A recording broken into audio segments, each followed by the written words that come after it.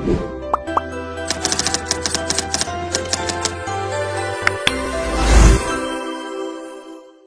Siti Tanjung Perak memperkenalkan seniwati legen ini yang bernama Siti Tanjung Perak, merupakan seorang pelakon yang serba boleh serta mampu membawa dengan baik pelbagai watak yang diberikan kepada beliau. Akan tetapi saya lebih suka melihat beliau berlakon watak komedi berbanding yang serius. Beliau mula muncul di layar Perak menerusi filem Seruan Merdeka dan Alibaba Bujang Lapuk pada tahun 1947, keluaran Malayan Art Productions. Filem ini juga merupakan filem pertama dan terakhir keluaran Malayan Art Productions kerana studio mereka dilanda krisis Perang Jepun yang melanda Malaysia.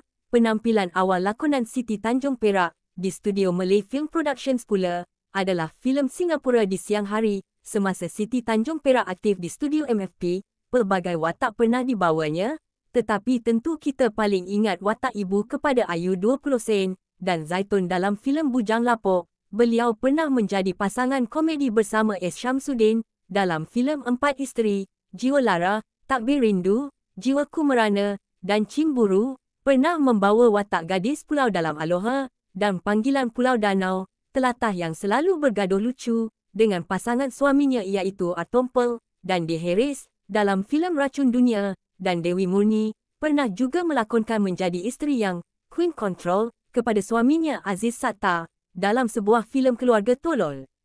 Ketika di studio Cathay pula, teringat telatah Siti Tanjung Perak bergaduh secara lucu berlawan senjata kapak dengan Dola Sarawak dalam filem Masuk Angin Keluar Asap, yang akhirnya mereka menjadi pasangan suami isteri yang gila talak dalam filem Gila Talak pula. Selain itu teringat juga babak gaduh beliau dengan Mak Dara sampai berguling-guling dalam jalak lenteng di sebuah sungai, juga bersama Momo Latif berguling dalam lumpur melawan Ibrahim Pendek dan konco-konco Lennon menerusi filem Mat Kilau dan Mat Lennon. Ketika di Cathay juga, Siti Tanjung Perak sempat beraksi komedi bersama seniman S. Syamsuddin dalam filem Aku Mahu Hidup Lagi. Kalau di Malay Film Productions, Siti Tanjung Perak menyanyi lagu Nasi Goreng Bubur Kacang bersama S. Syamsuddin dan Ahmad C. dalam filem Cemburu, lagu Sambal Lado bersama A. Tompel dalam Racun Dunia. Semasa di Cathay pula, beliau tidak ketinggalan menyanyi lagu seperti Kempas Kempis dalam filem 2x5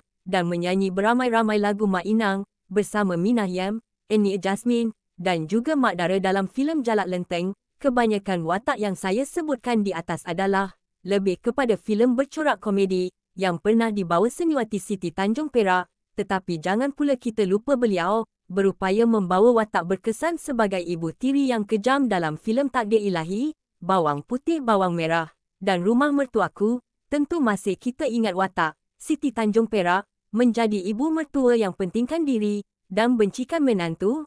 Watak lakonan heroin sama yakni Latifah Omar dalam filem Merana dan filem Kasih Ibu. Dalam sejarah perfilman Melayu klasik, Siti Tanjung Perak telah banyak kali juga membawa watak ibu kepada hero filem Melayu klasik ketika itu. Pernah menjadi ibu kepada P. Ramlee dalam filem paling popular Hang Tuah, Merana Kasih, Hidup Hancur dan filem Siapa Yang Salah. Dalam filem Nilam pula ibu kepada S. Rumaino, Ibu Osman Gumanti dan Razmi dalam Bapa Saya Ibu Haji Mahdi dan Ahmad Mahmud dalam filem Adikku. Sementara di studio Cathay Chris pernah juga berwatak ibu kepada Wahid Sateh dalam filem seperti Sate Ayam. Lontaran dialog yang berkesan daripada pelakon dahulu akan mudah kita ingat, termasuklah kata-kata Siti Tanjung Perak dalam filem. Apakah dialog Siti Tanjung Perak yang paling kita ingati? Bolehlah kita sama-sama kongsikan di sini. Asal-usul nama Siti Tanjung Perak. Siti Sundari binti Samad dilahirkan pada tahun 1912 di Pulau Wali, berbangsa Bugis, Celebes, Indonesia. Beliau mula bergiat dalam dunia pentas bangsawan sejak tahun 1927 di seluruh Pulau Borneo. Semasa di pentas bangsawan, Siti Sundari terkenal sebagai pelakon bangsawan yang tercantik pada ketika itu, sehingga beliau pernah menerima gelaran Seri Panggung. Sejarah gelaran nama Siti Tanjung Perak dicipta oleh para peminatnya oleh kerana beliau terkenal menyanyikan lagu yang berjudul Tanjung Perak. Lagu yang dipopularkan oleh penyanyi S. Abdullah. Tanjung Perak tepi laut. Siapa suka boleh ikut. Bawa gitar keroncong piul. Jangan lupa bawa anggur. Tanjung Perak tepi laut. Suami pertama beliau bernama M. Taib, seorang pemain saksofon bersamanya di pentas bangsawan. Mereka dikurniakan seorang anak yang dinamakan Sari Intan. Tetapi malangnya, suami Siti Tanjung Perak terkorban semasa Perang Jepun. Setelah begitu lama menjanda, Siti Tanjung Perak telah mendirikan rumah tangga dengan Abdul Ghani, seorang anggota polis. Pada tahun 1947, Siti Tanjung Perak melangkah ke dunia filem. Filem pertama beliau ialah Seruan Merdeka, manakala yang kedua pula ialah Singapura di Waktu Malam, arahan B.S. Rajhans dan diterbitkan oleh Shaw Brothers. Di hujung tahun 1950-an, Siti Tanjung Perak telah berhijrah ke Cathay Keris. Sebagai seorang pelakon, Siti Tanjung Perak sememangnya memiliki bakat yang serba boleh. Berilah apa sahaja watak nescaya mampu diterjemahkan dengan berkesan sekali, dari watak antagonis sehingga ke ibu yang penyayang. Beliau juga mampu menari, menyanyi dan berlawak dengan baik. Siti Tanjung Perak pernah dinobatkan sebagai pelakon pembantu terbaik bagi tahun 1953 menerusi undian peminat dalam sebuah majalah hiburan. Dua orang daripada anak gadis Siti Tanjung Perak juga telah mengikut jejak langkahnya menjadi pelakon di era 1950-an dan 1960-an. Mereka ialah Supatri dan Zarina Abdul Ghani, yang telah berlakon di dalam berpuluh filem terbitan Shaw Brothers dan Cathay Keris sepanjang kariernya dan filem terakhir beliau adalah Hati Batu, 1973, arahan M. Amin. Siti Tanjung Perak meninggal dunia pada 6 Ogos 1992 di Singapura ketika berusia 80 tahun. Semoga rohnya dicucuri rahmat dan ditempatkan bersama orang-orang beriman.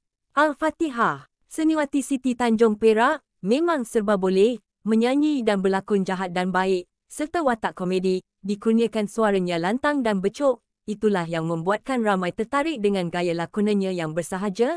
Lagu Kempas Kempis dan Mak Inang memang sangat lucu. Saya suka dialog dalam filem Bujang Lapok. Iten kamu ni kemana saja malam-malam baru pulang?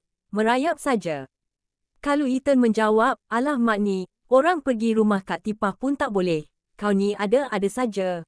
Pergi rumah Kak Tipah lah, Kak Siti Tanjung Perak lah. Nama aku, Ayu, go to, pergi tidurlah. Amboi mak semenjak Miss Wong, tinggal di sebelah rumah. Berabot speaking London ya mak. Itu antara dialog filem petikan dari Bujang Lapok, sehingga kini tetap diingati ramai. Salah satunya lagi, betul cakap kau tu Ramli, Mak Sudin. Aku orang ada tahu. Aku ada 2 cincin belian tahu. Mak Iten, aku pun ada tahu, hom ada apa kau?